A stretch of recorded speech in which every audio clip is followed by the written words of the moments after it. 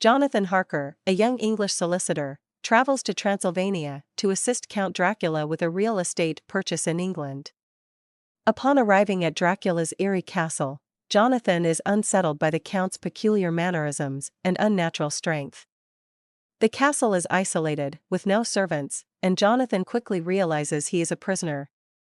Over time, Dracula's true nature is revealed. He is a centuries-old vampire who feeds on the blood of the living.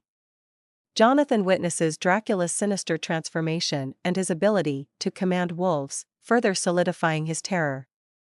Meanwhile, in England, Jonathan's fiancée, Mina Murray, awaits his return.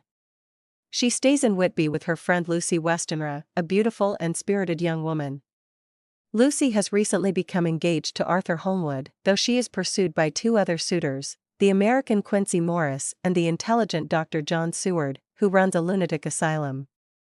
Lucy begins sleepwalking, and Mina grows concerned when Lucy's health deteriorates, noticing strange puncture marks on her neck. Back in Transylvania, Jonathan manages to escape Dracula's castle and eventually makes his way to a convent, where nuns care for him. He writes to Mina, urging her to join him in Budapest. While Mina travels to reunite with Jonathan, Dracula secretly begins his journey to England aboard a ship called the Demeter. The ship arrives in Whitby, but the entire crew has mysteriously vanished, leaving only the captain's log and a sense of dread. A large dog-like creature is seen leaping ashore, hinting at Dracula's arrival. Lucy's condition worsens as Dracula begins to prey on her. Dr. Seward, baffled by her symptoms, calls upon his mentor, Professor Abraham Van Helsing, a scholar well-versed in obscure and supernatural phenomena. Van Helsing quickly suspects a vampire is at work, but struggles to save Lucy. Despite blood transfusions from her suitors and constant care, Lucy succumbs to Dracula's attacks. After her death, she rises as a vampire and begins preying on children in the area.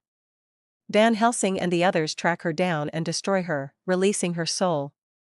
Mina and Jonathan marry, and the group unites to hunt Dracula after discovering his presence in England. They learn that Dracula has been hiding in coffins filled with Transylvanian soil, which he needs to maintain his power. Meanwhile, Dracula begins targeting Mina, feeding on her and creating a psychic connection between them. This bond allows Mina to sense Dracula's movements, but it also puts her at great risk of becoming a vampire herself. The group, led by Van Helsing, formulates a plan to destroy Dracula. They sterilize his coffins by placing consecrated wafers in them, limiting his ability to rest. As they work to track him down, they face challenges, including Dracula's ability to shapeshift into mist, bats, and wolves. They also deal with Renfield, a patient in Dr. Seward's asylum who is under Dracula's influence. Renfield ultimately betrays Dracula, warning the group in an attempt to protect Mina, but he pays with his life. Dracula, realizing his plans are unraveling, flees back to Transylvania. The group pursues him, using Mina's psychic connection to follow his trail. Along the way, Mina's condition worsens, and Van Helsing works tirelessly to protect her soul. As they near Dracula's castle, Van Helsing confronts and destroys the vampire brides who once tormented Jonathan, ensuring they cannot interfere in the final battle. The group tracks Dracula to his castle, where he is being transported in a coffin by his loyal gypsy servants. A fierce confrontation ensues, and the group fights valiantly to prevent Dracula's escape.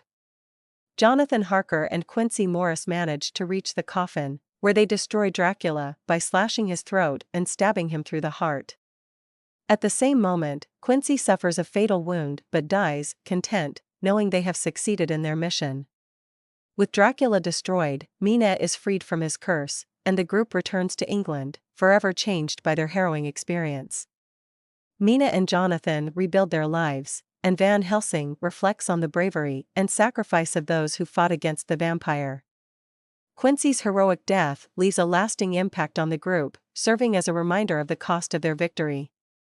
The novel concludes with an epilogue written by Jonathan years later. He and Mina have a son, whom they name Quincy in honor of their fallen friend. The story of their battle against Dracula remains a vivid memory, a testament to the power of courage, friendship, and love in the face of darkness. Though Dracula is gone, the scars of their journey linger, reminding them of the dangers that once loomed over their world.